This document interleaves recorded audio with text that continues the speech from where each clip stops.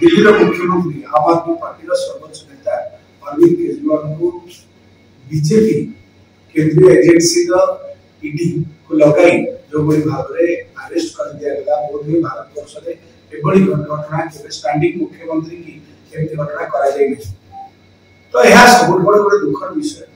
और सब बड़ कथा वर्तमान तदंतकारी संस्था आउ से निजर स्वतंत्र नहीं भारतीय जनता पार्टी वर्तमान से निजे ही तार निज संस्था भाई काम करते आपको घटना बड़ी संबंध में किसी तथ्य देवाक चाहूँगी एक विस्फोरक तथ्य निश्चित भाव में जिते आम जानिले जे सुप्रीम कोर्टर छाट पर इलेक्टोरल बॉन्ड विषय सर्वसम्मुख मीडिया को जनवा पड़ा और समग्र भारत वर्ष से रिपोर्ट प्रकाश पाइला समस्त जानिले जे को कंपनी केते पैसा देछि। केजरीवाल को घटना रे बड़े सबुठ बड़ मुख्य आसामी जीतले सिला पी शरद रेड्डी को घटना बयान आधार रे केजरीवाल को आज अरेस्ट करा जायछि। जेतले से बयान देले कि केजरीवाल को से जानि नाहंती से ताको कोनोसी टंका देई नाहंती सेतबे से कथा उठिला जे गोवा निर्वाचन में 100 कोटी टका से देइछन बोली जो अभियोग हेतिला से परिप्रेक्षी रे जतरे लगातार तम प्रेशराइज करा गला सेति से जानि भी पाते नहीं ए भाई आमे टोटल जानि न केजरीवाल को टंका दे नहीं और तार प्रमाण स्वरूप 2 वर्ष हेलानी ईडी जांच करि चाची कि कोनोसी गोटे टंका भी एपर्यंत हिसाब दे पाला नहीं जहा कोर्ट कहूछ। घटना हला जेतबे दीर्घ समय धरि जेतबे ईडी रहिले शरद रेड्डी रहिले से समय पर अचानक से गोटे ईडी रो चाप वशवर्ती हुई से स्टेटमेंट देले जे हां से केजरीवाल को टंका देछि। आपण देखंतु जो दिन ताको एक घटना से बयान देले तार 5 दिन परे इलेक्टोरल बॉन्ड माध्यम रे भारतीय जनता पार्टी को 5 कोटी टका से देछि सीधा सड़क भाव में 5 कोटी टका से देछि। ठीक यही आलोचना जिते लगातार तदंत घटना चली चलला ता परवर्ती समय रे जिते बेल पे अप्लाई कले सेते बेले ईडी ताकर बेल को मध्य विरोध कला नै जा पर कि से बेल पाइले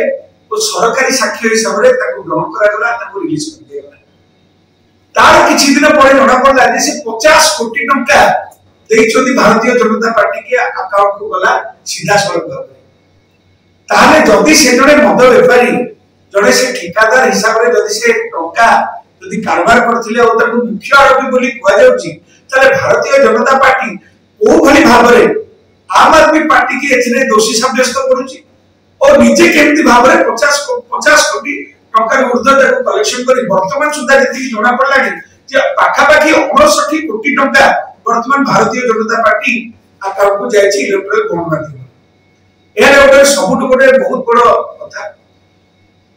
तेणुक आपण मैंने निजे चिंता करंतु जो भारतीय जनता पार्टी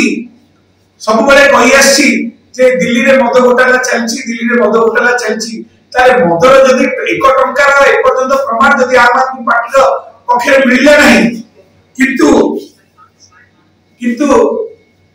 घटना देखला बेलू से 59 कोटी टंका वर्तमान भारतीय जनता पार्टी अकाउंट को जायछि। आमे आज दाबी करछु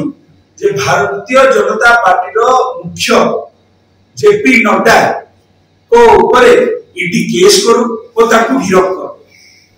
कारण जदि आम आदमी पार्टी रो मुख्य नेता तुम जदि गिरफ्त करि पालो ताले ईडी मध्य निश्चित भाव रे ताकू आज प्रमाण करि देखो जे से सचोट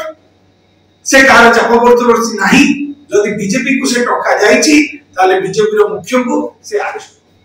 जदि न करिवे तार उत्तर जनता देबे आम आदमी पार्टी निश्चित भाव में मुंह खोलिबो खाली खाली कोर्ट रे खोलिबो नी राजरास्ता मध्ये खोलिबो कोन रहबा आगामी दिन रे कोन आपन आगामी दिन रे आम आदमी पार्टी रो एई जो दाबी को जदि ग्रहण न करा गला ताले राजरास्ता रे जोरदार भाव में आंदोलन होबो और केंद्र सरकार बीजेपी सरकार रो असली मुखा में घर घर जाई खोलिबो घर घर जाई लोक को जणैबो जे दिल्ली मद कथा कथित जो मद दुर्नीति कथा कुआ जाउची तार समस्त टका भारतीय जनता पार्टी की जाईची जार हिसाब से निजे मध्ये दउची जे जदि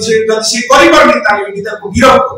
देखंतु जदि कोड ऑफ कंडक्ट तो केवल ओडिसा लागि नी कोड ऑफ कंडक्ट समग्र भारत वर्ष लागि यदि भारत वर्ष में कोड ऑफ कंडक्ट लागिबा परे यदि जोडे स्टैंडिंग मुख्यमंत्री को यदि गिरफ्त करा जाउची ताले काहे की गिरफ्त करा जबनी जेपी नड्डा तेणु करी एथिरे कोनोसी यदि नैतिकता यदि किछि नाही नीति नियम और किछि नहुनी ताले नीति नियम ताले जनक पैका काहे रहबो नीति नियम भारत वर्ष रे समस्त पय रहा गणतांत्रिक राष्ट्र रे समस्त कहबार अधिकार अछि समस्त सपक्ष भाव रे समस्त को समान अधिकार अछि जे से माने केमि न्याय पाइबे तेणु करी यह केवल आम आदमी पार्टी पैका नुहे कि कांग्रेस पैका नुहे कि बीजेडी पैका नुहे कि का पैका नुहे भारतीय जनता पार्टी एथि पैका जवाब दबाव पड़े पुरी जिला आम आदमी पार्टी को आह्वान रखछन जगह मंदिर रे पुरी जिला आम आदमी पार्टी सदा सर्वदा अनेक दुर्नीति विषय लड़ियटी आसी किंतु वर्तमान आमे जोबरी भाव रे आम नेता को अरेस्ट कर दिया गला सेति पैका आगामी दिन रे लोकसभा निर्वाचन रे विधानसभा निर्वाचन रे जोरदार भाव रे विरोध करिवु आ ईडी सीबीआई रे असली मुखा हम चुप